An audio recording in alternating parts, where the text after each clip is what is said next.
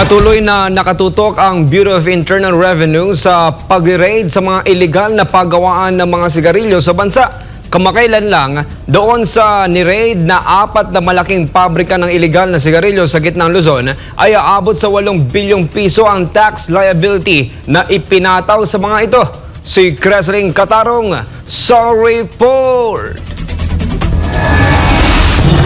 Nagsagawa ng raid kamakailan ang Bureau of Internal Revenue o BIR sa 4 na mga manufacturer ng illegal na sigarilyo sa gitnang Luzon, partikular sa probinsya ng Pampanga. Ayon kay BIR Commissioner Romeo Lumagi Jr., pinapalabas naman ito na gumagawa at nag-i-export sila ng sigarilyo. Sa naturang raid ng BIR, mahigit 60 milyong sigarilyo ang kanilang nasabat. Nasa 65 na mga makina naman na ginagamit sa paggawa ng sigarilyo ang nakita ng mga tauhan ng BIR. Ang mga ito ay illegal at hindi rehistrado. Base sa assessment ng BIR, nasa mahigit 8 billion pesos ang nadiskubreng tax liability na binubuo ng mga illegal na sigarilyo at makina. Inihayag ni Lumagi na isa ito sa malalaking illicit cigarette operation na isinagawa ng ahensya. Iginiit naman ng BIR chief na maraming naging paglabag ang mga negosyanteng sangkot sa mga operasyon ng mga nasabing pabrika. Base na rin sa National Internal Revenue Code. Ipinaliwanag ni Lumagi na kapag nagmamanupaktura ng sigarilyo, unang-una dapat irehistro ng kumpanya ang mga makina nila,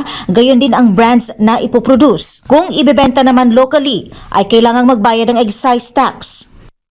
Ngayon, dito sa nakita natin ay yung mga makinang ginagamit para mag-manufacture ng sigarilyo ay hindi rehistrado. So isang violation po yan. At violation din ang hindi pagrehistro ng mga brands ng mga sigarilyo. At dahil nakita nga natin na ibinebenta ito sa dito sa ating bansa, ay that's another violation. Sa ni Lumagi, iba-ibang parusa ang ipinapataw para rito, tulad ng multa na aabot sa 50 milyong piso at may pagkakakulong na mahigit 20 taon.